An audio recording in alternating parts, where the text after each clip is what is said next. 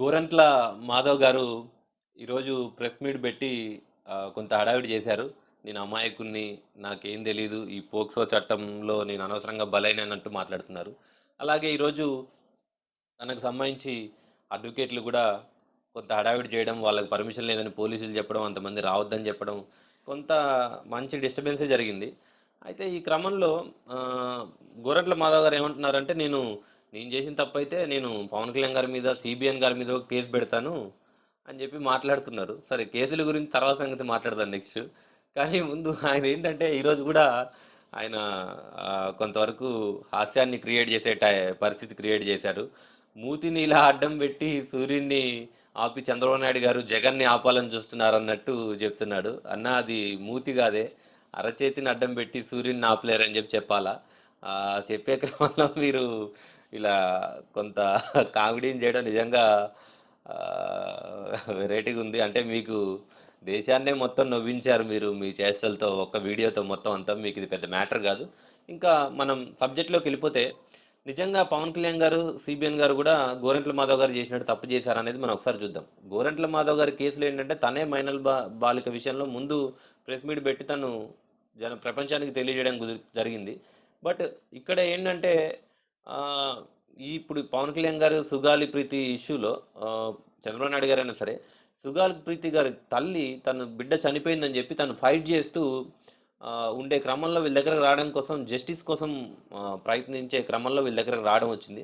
మీకు ఎలాగో మీరు ఓల్డ్ సీఏగా చేశారు కాబట్టి మీకు సెక్షన్లు అనేవి తెలుసు. ఐపీసీ 228 అప్పుడు మీరు ఉన్నప్పుడు సెక్షన్ ఏ ప్రకారం ఆ, ఏమవుతుంది, అలాగే కొత్త బిఎన్ఎస్ 72 సబ్ సెక్షన్ 1 ప్రకారం ఆ, ఏంటిది ఆ మైనర్ బాలిక విషయంలో మనం బయట పెట్టొద్దని చెప్పి మీకు అన్ని విషయాలు తెలుసు. అయినా మీ మీద కూటమి ప్రభుత్వం కేసు పెట్టి నన్ను ఇబ్బంది పెడుతుంది, అరే కూటమి ప్రభుత్వం వల్లే నేను ఇట్లా ఇబ్బంది పడుతున్నాను అని చెప్తున్నారు. అసలు మీ మీద కేసు పెట్టింది ఎవరు ఫస్ట్? వాసిరెడ్డి పద్మ గారు. వాసిరెడ్డి పద్మ గారు ఎవరు?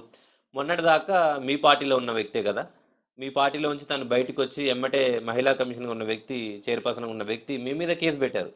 అంటే మీరు ఎట్లా అందరితో ర్యాపో మెయింటైన్ చేశారని మీరే అర్థం చేసుకోవచ్చు. మీ మీద తనకి అంత వెంటనే అంత కక్ష ఎందుకు, అంత ఎగనిస్ట్ ఎందుకు చేశారనేది మీరే ఆలోచించుకోవాలా.